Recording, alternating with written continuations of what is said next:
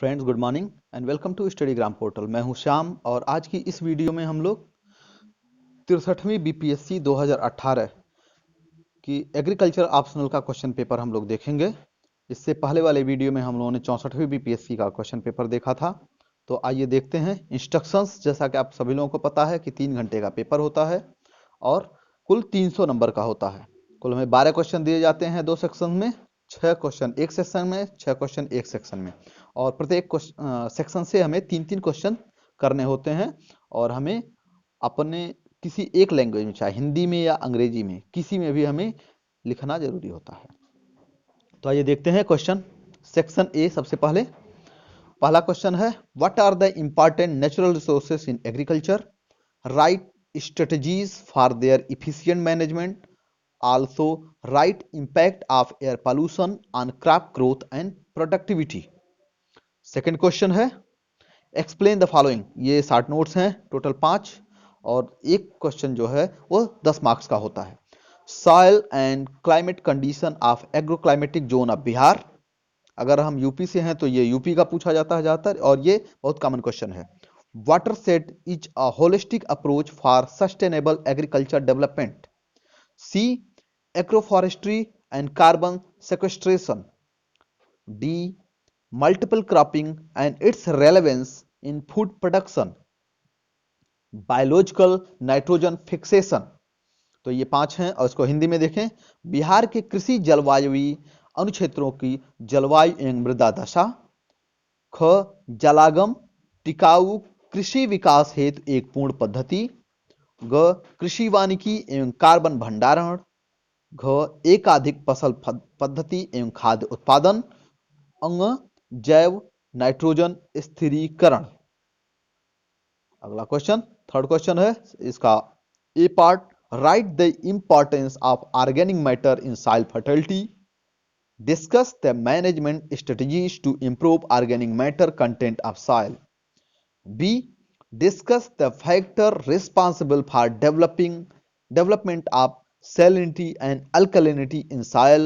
How such type of soil can be reclaimed। ये problem soil से question है और इसका हिंदी अगर हम देखें, मृदा उर्वरता में जैव पदार्थ के महत्व पर प्रकाश डालिए।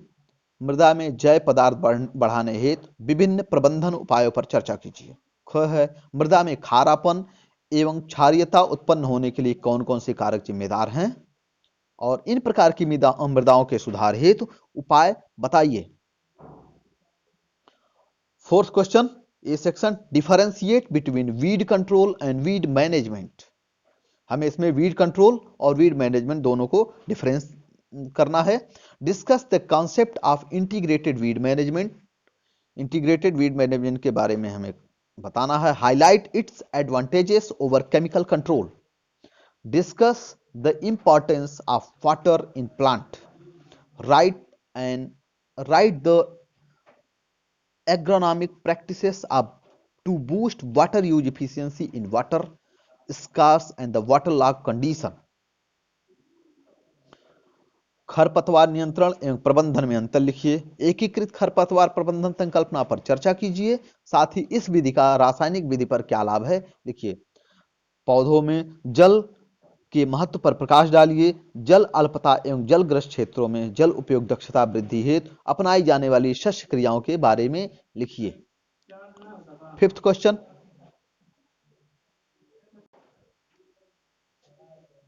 सेक्शन ए का fifth question, differentiate between the following, support your answer with suitable example और इलस्ट्रेशन। इसमें या तो हमें फिगर बनाना है या हमें एग्जांपल देना है। कुल ये डिफरेंस है। Partial and complete budgeting, type of farming and system of farming, marketable surplus and marketed surplus, farm management and production economics, cost of cultivation and cost of production। इनके बारे में हमें डिफरेंसेस देने हैं। ये 5 क्वेश्चन है और एक क्वेश्चन 10 मार्क्स का है। निम्न में से अंतर स्पष्ट करिए और अपने उत्तर को उपयुक्त उदाहरण देते हुए समझाइए। क. आंशिक एवं पूर्ण बजट। ख. खेती के प्रकार एवं प्रणाली। ग. विपणन अधिशेष एवं बिक्री योग्य अधिशेष, फार्म प्रबंधन एवं उत्पादन अर्थतंत्र। अंग. खेती लागत एवं उत्पादन लागत। 6 क्वेश्चन है, write brief notes on following, इस पे 60 नोट्स हमें लिखने हैं। A biodrainage, B eutrophication, C sustainable sugar cane initiative SSI, acid sulphate soil, salinity drought, bioherbicide, dust mulching, participatory rural appraisal PRA, system of rice intensification, ये बहुत ही important question है और बार बार ये रिपीट हो रहा है। एलए क्रॉपिंग, और हिंदी में अगर देखते हैं तो जैव जल निकास, सुपोषण, सतत गन्ना उत्पादन पहल, एसिड सल्फेट मृदा, लवणता सूखा, जैव शाकनाशी, धूल पलवार, भागीदारी ग्रामीण मूल्यांकन, धान उत्कृष्टता प्रणाली, गली फसल पद्धति। सेक्शन सी अगर हम देखते हैं, what is tissue culture, briefly explain different tissue culture technique for improvement of the crop plant, और ये 64th में भी रिपीट हुआ है। B defined plant hormone, what are the major plant hormone, right their functions in plant. Hindi में उतक संवर्धन क्या है, फसल सुधार हेतु अपनाई जाने वाले विभिन्न उतक संवर्धन तकनीक को संक्षेप में समझाइए। पादप हार्मोन को परिभाषित कीजिए, कौन कौन से मुख्य पादप हार्मोन हैं पौधों में, इनसे संपादित कार्यों पर चर्चा कीजिए। 8वां क्वेश्चन है डिफरेंशिएट बिटवीन द फॉलोइंग, यहां भी डिफरेंस हमें लिखने हैं, टोटल 5 हैं, एक है 10 मार्क्स का। तो फर्स्ट है polygenic and oligogenic traits, B phenotypic and genetic variability, phenotypic and genetic variability, C spontaneous mutation and induced mutation, D है synthetic varieties and composite varieties, acclimatization and domestication, ये UPPCS और Bihar PCS का favourite question है, ये बार बार आता रहता है हमेशा। हिंदी में पॉलीजेनिक लक्षण और ओलिगोजेनिक लक्षण, प्रारूपी परिवर्तिता एवं आनुवांशिक परिवर्तिता, स्वतः एवं प्रेरित परिवर्तन, कृत्रिम एवं सम्मिश्रित प्रजाति, वायु जलानुकूलन एवं प्राणी पालन।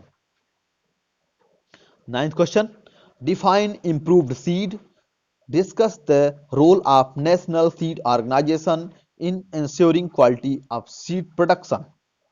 B differentiate between following, grain and seed के बीच में डिफरेंस करना है, ब्रीडर एंड फाउंडेशन सीड के बीच में डिफरेंस करना है, रगिंग एंड वीडिंग के बीच में डिफरेंस करना है, क्या रगिंग है और क्या वीडिंग है, primary and submitted seed sample के बारे में बताना है, crop geometry and isolation distance क्या है, इसमें हमें डिफरेंस करना है।